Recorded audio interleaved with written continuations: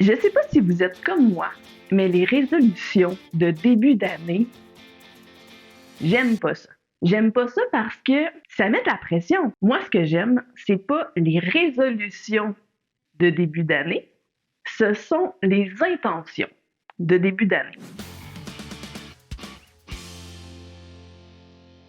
Je m'appelle Émilie Grégoire, je suis formatrice et coach en communication consciente pour Propulsion Communication. C'est une entreprise que j'ai créée pour te permettre de t'exprimer plus facilement, plus clairement et pour t'aider à te faire une vie qui a du sens et qui te ressemble pour vrai.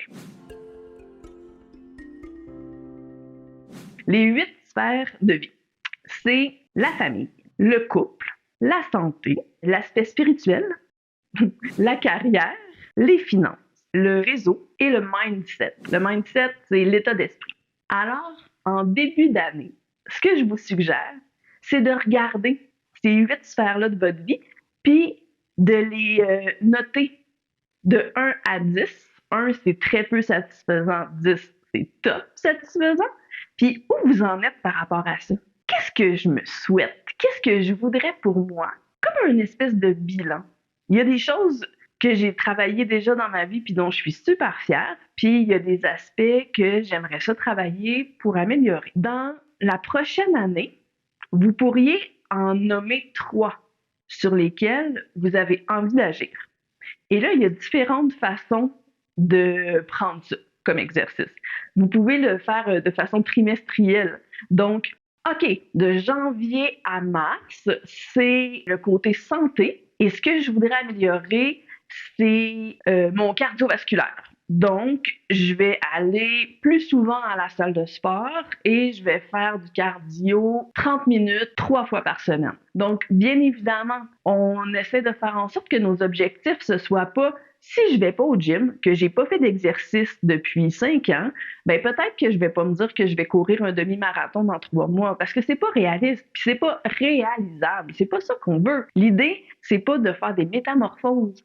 L'idée, c'est d'améliorer des trucs. Donc, si vous ne faites pas d'exercice, l'idée, ce serait de commencer à en faire, ben, si ça vous tente. Là. Est-ce que tu vas prendre 3 marches sur l'heure du midi? Mais si jamais tu es un super sportif et que tu as envie d'un défi supplémentaire, je te suggère de prendre autre chose dans ta liste de sphères de vie pour améliorer. Mais si tu as envie de ça, ben, donne-toi un défi qui va fitter avec ta condition de départ. Donc, on peut faire ça de janvier à mars pour un premier défi, puis après ça, on regarde, est-ce que cette sphère-là, elle est satisfaisante? Si oui, je passe à la deuxième, mars, avril, mai, juin. Fait que là, printemps, début d'été, qu'est-ce que j'ai envie d'améliorer? Mes finances. OK, comment je fais ça? Puis, on se fait des objectifs qui vont changer un petit peu nos habitudes. L'idée, c'est de regarder derrière après soit 3 mois, soit 1 an, parce qu'on peut les faire de façon trimestrielle, mais on peut dire j'augmente un petit peu la santé en m'entraînant plus ou en mangeant végé 2 fois par semaine. OK. En même temps, l'aspect financier, ben, je veux diminuer un peu mes dépenses. Donc, en mangeant végé 2 fois par semaine, ben, je vais diminuer mon coût d'épicerie. Donc, je vais en même temps travailler mon aspect financier, en même temps ma santé. Cool! Si le troisième, c'est spirituel. Bon, ben, le soir, au lieu de regarder mes réseaux sociaux sur mon téléphone ou ma tablette, ben, je vais lire un livre inspirant sur quelque chose de spirituel ou je vais m'abonner pour avoir des méditations guidées, puis je vais faire ça 10 minutes avant de me coucher. Ce qu'on veut, encore une fois, c'est pas de se mettre de la pression, c'est de se mettre dans une situation de succès. Même si on réussit pas notre truc VG 2 ou 3 fois par semaine, c'est pas ça qui est important. Ce qui est important, c'est l'intention qu'on y met. Puis si jamais une semaine ça fonctionne pas, ben ça fonctionne pas. Qu'est-ce que je fais? Ben, je recommence.